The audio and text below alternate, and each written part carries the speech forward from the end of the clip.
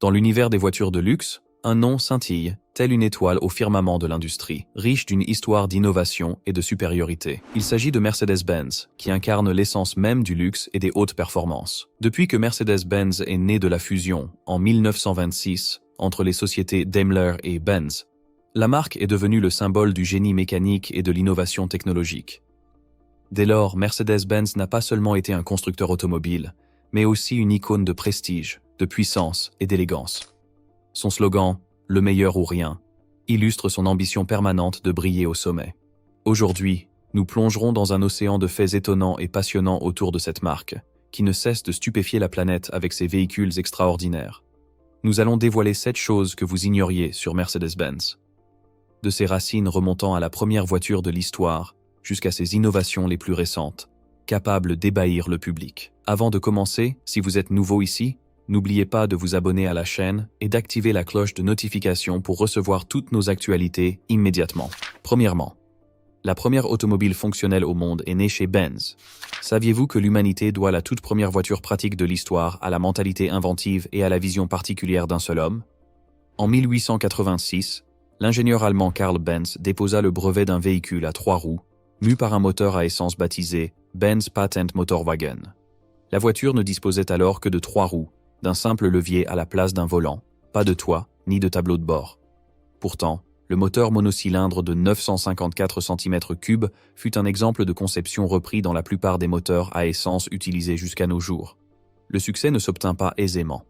Après l'obtention du brevet, Benz se heurta à des difficultés financières, car peu de gens étaient enclins à payer l'équivalent de 5 000 $ pour un engin non validé par l'expérience.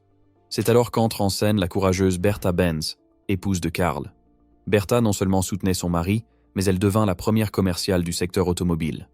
En 1888, elle parcourut avec ses fils la distance séparant Mannheim de Pforzheim, soit 66 miles en une seule journée. Ce trajet fut le tout premier voyage longue distance accompli en automobile, suscitant une vive curiosité publique. Bertha dut acheter de l'essence en chemin et réaliser de meneuses réparations, prouvant la solidité et la fiabilité de la voiture sur de longues distances. Son audace fit grandir la notoriété de Benz et traça la voie du succès pour son invention. Deuxièmement, Mercedes doit son nom à la fille d'un pilote de course. Saviez-vous que la dénomination Mercedes provient de la fille d'un homme d'affaires autrichien? Emil Jelinek, un homme d'affaires et revendeur de voitures Daimler, était un passionné de compétition automobile. Sur les circuits, il courait sous le pseudonyme Monsieur Mercedes, en hommage à sa fille, Mercedes Jelinek. En 1900, Jelinek sollicita Daimler pour créer un nouveau modèle révolutionnaire et insista pour qu'il soit nommé Mercedes, d'après sa fille. C'est ainsi que sortit la Mercedes 35 chevaux, qui bouleversa totalement les standards de l'automobile. Ce modèle inaugura pour la première fois la disposition du moteur à l'avant et du conducteur à l'arrière, un concept utilisé encore de nos jours. La Mercedes 35 CH conquit vite une grande renommée grâce à ses performances supérieures et sa domination dans les courses de voitures de l'époque. Son succès considérable rendit le nom Mercedes populaire. Dès lors, Daimler officialisa et enregistra ce patronyme comme marque déposée en 1902 et Mercedes devint un symbole mondial de qualité et d'excellence dans le domaine automobile.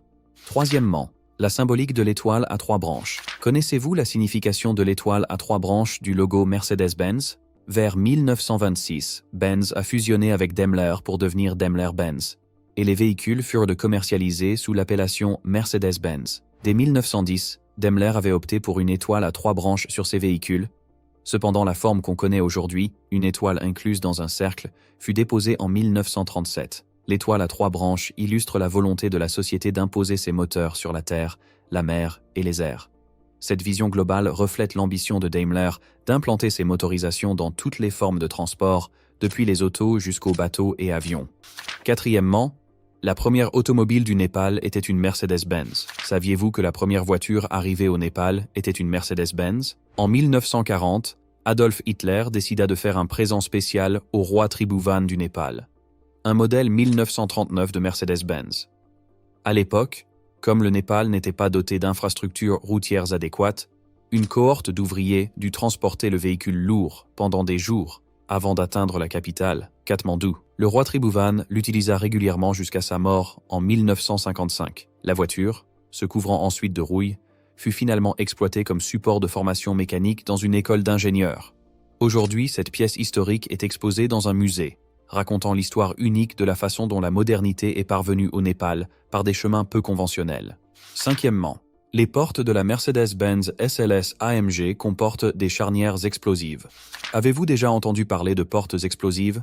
Oui, on dirait le scénario d'un film d'action. Pourtant, c'est bel et bien la réalité avec la Mercedes-Benz SLS AMG.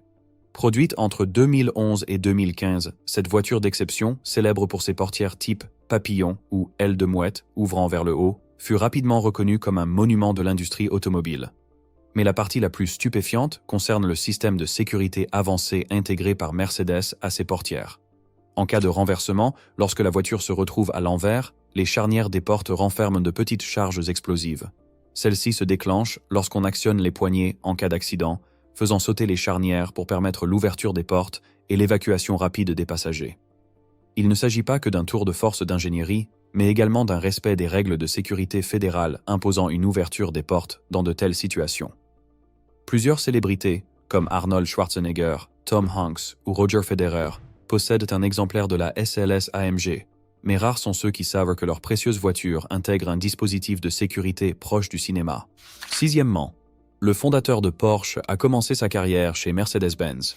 Saviez-vous que Ferdinand Porsche, le fondateur emblématique de Porsche, a démarré sa carrière chez Mercedes-Benz? En 1906, Porsche rejoignit Austro-Daimler, une filiale autrichienne de Daimler. En 1923, il obtint la fonction de directeur technique de Daimler, au siège de Stuttgart. Quelques années plus tard, il proposa à Mercedes-Benz de concevoir un véhicule léger et compact, mais la société refusa le projet. Ce désaccord poussa Porsche à quitter Daimler pour établir son propre bureau de conseil spécialisé en design et ingénierie. Il collabora ensuite avec l'Allemagne nazie pour développer la fameuse Volkswagen, et en 1948, son entreprise révéla la première voiture sportive baptisée Porsche. Septièmement, la voiture la plus chère jamais vendue est une Mercedes.